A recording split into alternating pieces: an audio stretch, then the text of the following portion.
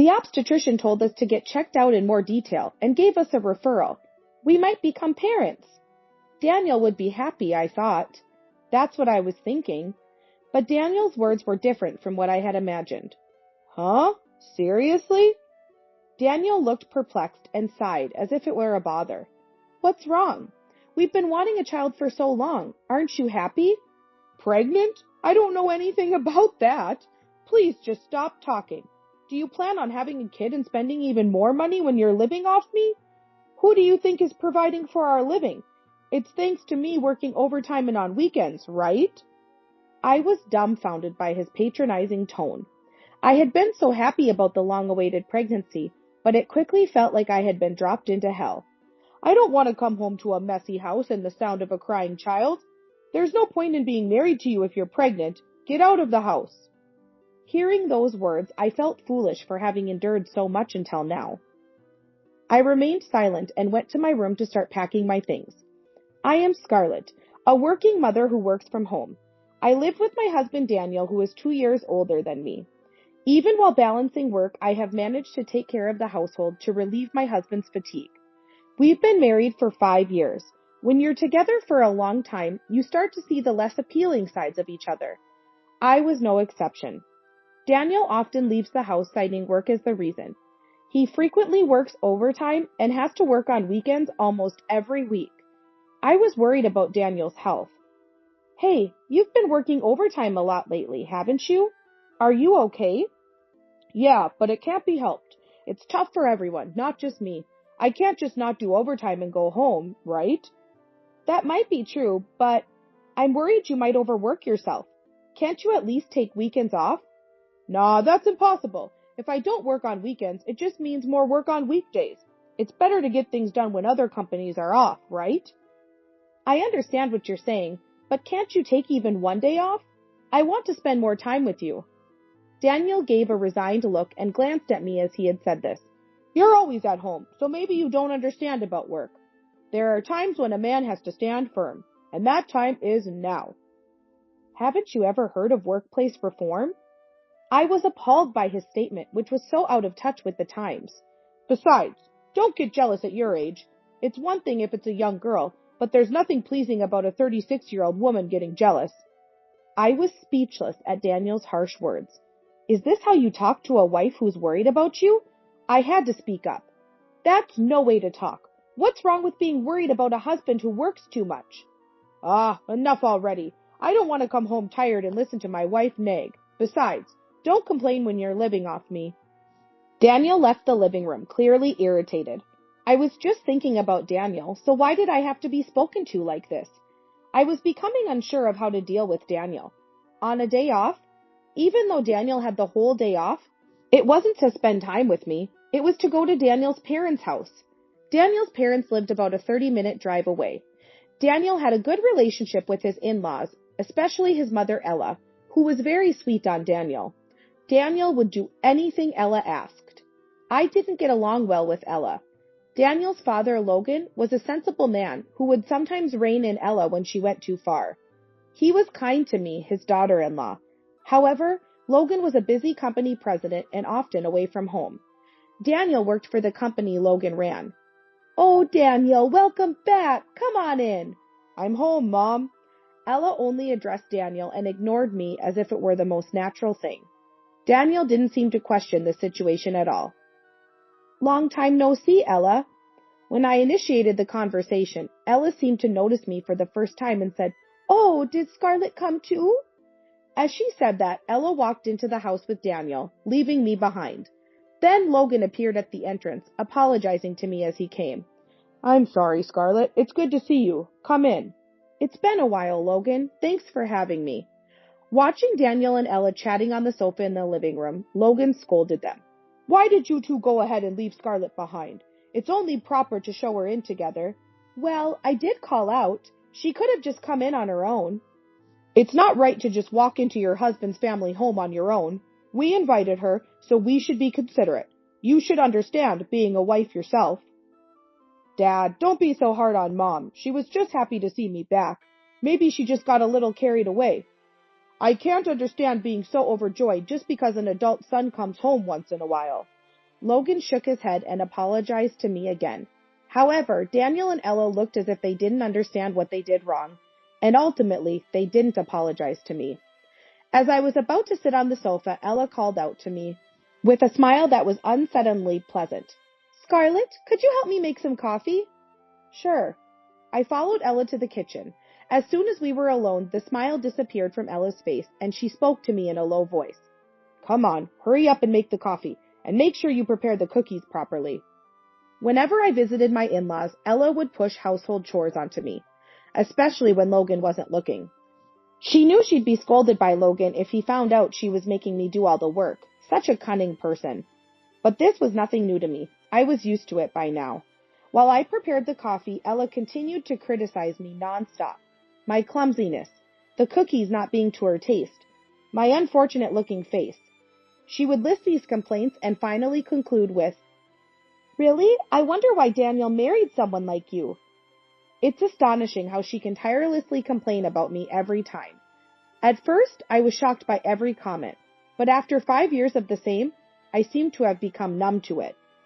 For minor things, I just apologize with a simple, "I'm sorry," and let it go in one ear and out the other.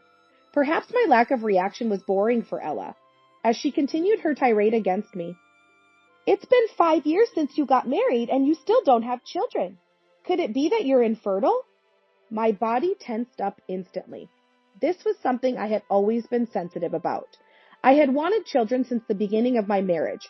Her blunt mention of such a delicate topic made me struggle to contain my anger. Noticing my reaction, Ella seemed to decide to press the issue further. "Daniel is our only son. Isn't it the wife's duty to produce an heir? Don't you even understand that?" "Well, I do want children, but children are a blessing, and I don't want to hear excuses. If you can't fulfill your duty as a wife, you're not fit to be Daniel's wife. You might as well get a divorce." Just as I was about to retort to her insensitive remarks, Logan entered the kitchen. "It seems to be taking a while. What's going on?" "Oh, Father, it's nothing. I'm just about to bring the coffee." Pretending as if she had prepared it herself, Ella snatched the tray from me and took the coffee and cookies to the living room. "Scarlett, are you okay? Did Ella say something to you again?" "No, I'm fine." It seemed Logan hadn't heard our conversation. The thought of bringing it up again was too painful for me. I answered Logan with a forced smile, suppressing my anger. As if nothing had happened, Ella was chatting amiably with Daniel. The coffee I drank while looking at Ella's face tasted like nothing. I wanted to leave as soon as possible. That thought kept running through my mind. Months had passed since that visit to my in-laws. Daniel was still bogged down with overtime and working weekends. Lately, I had been feeling unwell, hardly able to get out of bed. I managed to keep up with the essential household chores, but it seemed Daniel hadn't noticed any difference from before. His obliviousness was a relief at this moment. After several days of feeling unwell, I decided it was time to visit the doctor. At the local clinic, I received unexpected news from the doctor. That evening, as I warmed up dinner for Daniel, who returned home late, I decided to speak up. "Hey, there's something I need to talk to you about." "What is it? Does it have to be today? I'm tired from work." Despite claiming to be working even on days off, he's never at home. I almost said that, but held back at the last moment. I didn't respond to Daniel's question. I continued speaking without addressing it. "I've been feeling unwell for a few days, so I went to the local clinic today. They said I might be pregnant." "What?" Daniel's eyes widened as he looked at me. This way, I won't have to endure any nagging from Ella. Thinking this, I felt a bit relieved. "They told me to get a thorough checkup at the obstetrician's and gave me a referral. We might become parents." I thought Daniel would be happy. That's what I was thinking. But his response was not what I had imagined. "Huh? Seriously?" Daniel frowned and sighed as if it were a bother. "What's wrong? We've been wanting a child for so long. Aren't you happy?" "Pregnant? I don't know anything about that. Please just stop talking." "Why would you say that? You know I've wanted children since we got married, right?" Daniel sighed deeply again. I was the one who wanted to sigh. "You're living off me, and now you want to have a child and spend even more money? Who do you think is providing for us? It's because I'm working overtime and on weekends, right?" I was stunned by his patronizing tone. I had been so happy about the long-awaited pregnancy, but his words quickly dashed that happiness. I don't want to come home to a messy house and the sound of a crying child. There's no point in being married to you if you're pregnant. Get out of the house. Hearing those words made all the patience I had maintained until then feel foolish. I remained silent and went to my room to start packing my things.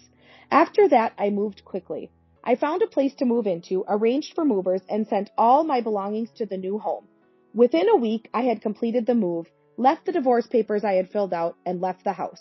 The next day, I received a message from Daniel saying he had filed the divorce papers.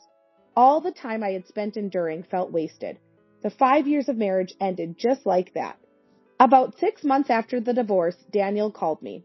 I was at work and didn't notice until later, but there were over 20 missed calls from him just in the morning. There had been a few calls from him every few weeks before, but I had no desire to talk to someone I had divorced and had ignored them. However, this many missed calls was unprecedented. It might have been an emergency, I thought, and decided to call Daniel back. He answered after just one ring. "You finally picked up. You're late." The first thing I heard when he answered was Daniel shouting. I regretted calling back immediately. "What the hell do you think you're doing?" "What do you mean? I don't understand what you're talking about." "Don't lie. It's about the rent. I got a call saying it's been half a year of unpaid rent. And the utilities, too. What's going on?" His absurd accusation almost made me laugh. This wasn't something you discuss with an ex-spouse. If you're getting notices, just pay them. Why are you calling me about this? "It was supposed to be deducted from my account all this time, right? Why did you change the account as soon as you left? Such harassment. You really have a terrible personality." "Of course. I made it so it couldn't be deducted from that account anymore. Why should I pay for rent and utilities for a house I don't even live in anymore?" There was silence on the other end of the phone. Daniel was probably filled with question marks in his head by my unexpected response. "Huh? Did you just say you were the one paying for our living expenses?" Daniel finally started talking in a condescending tone. "Don't joke around. I was the one providing for you. There's no way you could afford that." "What are you talking about? Thinking you were providing for me is a huge misunderstanding. Your salary alone couldn't possibly support the both of us living as adults." "Huh? What are you saying? I'm the son of the president. My income is obviously high." High income just because he's the president's son? What kind of logic is that? It was time to confront him with reality. "Have you ever looked at your own payslip? Why don't you check it right now? Then we'll talk." Daniel seemed to be getting irritated with my rebuttals. He said he'd check and seemed to go look for his payslip. "It just so happens it's payday this week. Wait, I'll check right now." His voice suddenly cut off, so I checked my phone signal. It was fine. It seemed Daniel had suddenly gone silent. "Huh? What's this amount? What's going on?" "For some reason, your salary is significantly lower compared to others your age." Daniel seemed unable to accept reality, murmuring "no way" and "can't be" on the other end. Uncertain if he was listening, I continued. "Yet you lived in an upscale apartment and splurged on brand items, thinking you're the president's son. With such spending, it's no wonder you couldn't afford living expenses or rent." "No, I have to wear things befitting the son of a president." "What's the point of buying things that don't match your salary? This is what happens when you don't face reality." "Hey, life must be tough for you since our divorce, right? Let's remarry and you can come back to live with me." Daniel said something outrageously rude while laughing foolishly. After all the belittling, which mouth was he speaking from? I firmly and clearly retorted, "There's no way I'd remarry someone as unreasonable as you. My work is going well, so don't worry. I'm enjoying my life a lot more without you. Please don't bother me." "Your work? Acting all high and mighty. It must be just some part-time job, right? Living on your own must be just scraping by. You'd be better off with me." "It's not a part-time job. I've been working from home even before we divorced. I'm sure I told you. You don't remember anything I say, do you?" "Work from home? I've never heard about that. Besides, you probably only make pocket money anyway." "Anyway, let's remarry." I cut off Daniel's words, seemingly desperate for reconciliation, with a statement that would further plunge him into despair. "I've started my own business." "Business?" "Yes, that's right. The company is doing well and we're seeing good results, so I have absolutely no need to remarry you." The fact that his ex-wife, whom he thought he was supporting, was actually a successful entrepreneur and a president of her own company must have been a blow to Daniel's pride. especially given his complacency about being the son of a president. I felt a sense of vindication after being belittled for so long. However, the next words from Daniel were unexpected. A president, huh? You said your business is doing well, so you must have plenty of money. Then you can pay for my living expenses, right? I was astounded by the lack of pride in Daniel's words, coming from someone who was supposed to be so full of it. It's surprising how people can act so desperately when they're out of options. We're divorced, remember? We have nothing to do with each other. I'm not going to pay money for someone who's a stranger to me now. Wait, Scarlett. There's nothing more to talk about. Don't call me again over such nonsense. Goodbye. Daniel seemed to be saying something on the other end, but I mercilessly hung up the phone. There were a few more attempts from him to call, but of course I didn't respond. Eventually he seemed to give up, and the calls stopped. Looking at the quiet mobile phone, I felt relieved. I wonder how much time has passed since I spoke with Daniel on the phone. My days have been so hectic that I can't even remember such details. My phone rang again, and without checking the screen, I answered it, resolving to always check the caller in the future, no matter how busy I was. It was Daniel on the line, sounding upset as usual. There's a rumor going around the office that I'm cheating. You must have done something for revenge. Look, I'm too busy to bother with someone I want nothing to do with. It wasn't me. That's impossible. Only you would benefit from such a thing. Spreading false rumors. I'll demand compensation from you. It all came down to him wanting to squeeze some money out of me. Giving money to such a person would be like throwing it away. I would never comply with such a demand. I decided to respond in a purposefully frivolous manner. Ah, could it be because of that? You have an idea about it? It was you after all. Of course I haven't been spreading any rumors, but I did consult Logan, your company's president, about your affairs. What? You told Dad? Daniel asked me in a flustered manner. Perhaps he thought I hadn't caught on. Or was it the shock that my father knew about the situation? Either way, it didn't matter to me. Before I brought up the pregnancy issue to Daniel, I had been suspicious of his frequent overtime and weekend work. Logan was often busy with work, and it was common for him not to be at his home when I visited. However, I couldn't imagine Logan, a reasonable man, forcing his son or any employee to work excessive overtime or weekends. So I hired a detective to investigate Daniel's activities. As expected, Daniel was having an affair with a female colleague. The other person was a female colleague from the same company. It was one thing if it was just Daniel, but with the affair involving another employee, I had no choice but to inform Logan, the president. I sent various pieces of evidence to the company addressed to the president. It's likely that Logan took some action, which led to the rumors spreading within the company. I can't believe Dad knows. What have you done? Don't get mad at me. If you hadn't had an affair in the first place, none of this would have happened. I owed a lot to Logan. I couldn't overlook an employee blatantly having an affair. You're meddling in things you shouldn't. Damn, my position is...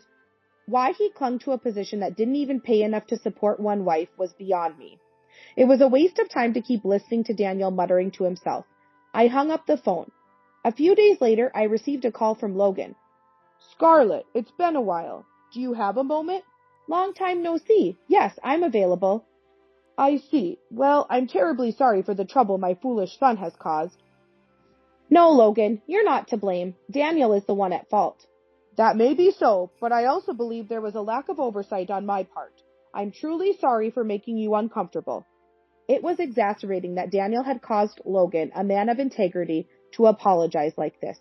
Neither in the previous phone call nor in this one did Daniel himself apologize. It's truly unfortunate for a parent to have to apologize for their grown child's actions. Given the affair within the company, we had to impose severe sanctions. The woman involved was demoted and transferred to another department, and Daniel has been dismissed. Dismissed? Excuse me, but is dismissal a common consequence for an internal affair? It's not just about this incident. Scarlett, were you aware of Daniel's salary? Yes, but he mostly spent it as he pleased, hardly contributing to the household. Unbelievable. That boy never ceases to amaze me. Well, there's a reason for the amount of his salary. Logan sighed before gently asking if I was willing to listen. Of course, I agreed. The thing is, he strutted around using the fact that he was the president's son, but hardly did any work. He even threatened those who opposed him with complaints to me, the president. I suspected there was a reason behind that salary amount, but I never imagined it would be this bad. I hadn't realized he was such a self-centered person. It was a relief to have divorced such a self-centered person. It would be wrong to pay him a high salary just because he's my son, given his behavior. That's why his salary was what it was. It's admirable of you, Logan, but it's exactly what using someone else's power for personal gain means. Logan laughed heartedly at that. Exactly. I don't regret my decision as a president. However, it seems to have shocked Daniel. He's come back home but has been shut away in his room ever since. You don't need to worry about it, Scarlett. With that, Logan ended the call. While I felt sorry for Daniel, I also felt guilty for causing trouble for Logan. Not even a month after my conversation with Logan, I received a message from Ella. It was a demand to come to my in-laws' house. The message was terse. To me, my in-laws' house felt like enemy territory. I wanted to avoid it if at all possible. However, there were things I wanted to discuss directly with Ella. After contacting Logan, he assured me he would be home, so I decided to visit my in-laws. Oh, you came. Ella opened the entrance door with a blank expression, not bothering to welcome me in, but instead quickly retreated into the house herself. As usual, he didn't invite me in, but hurried into the room by himself. When I was his wife, such behavior puzzled me, but now there's no need for me to gauge Ella's mood. Following Ella, I entered the house. In the living room, only Ella was present, with Logan nowhere to be seen. Is it just you here? Yes, I sent my husband out for groceries. Daniel won't come out of his room because of you. Poor thing. Without offering me any coffee, Ella seated herself on the sofa, merely glancing at me. She knew that if Logan were here, he wouldn't tolerate her treating me disrespectfully. She must have sent Logan away on purpose. Always the cunning one. I sat down on a dining chair a bit away from her. Why did you call me here? Ella frowned at my direct approach. Likely annoyed at being forced to follow my lead in the conversation.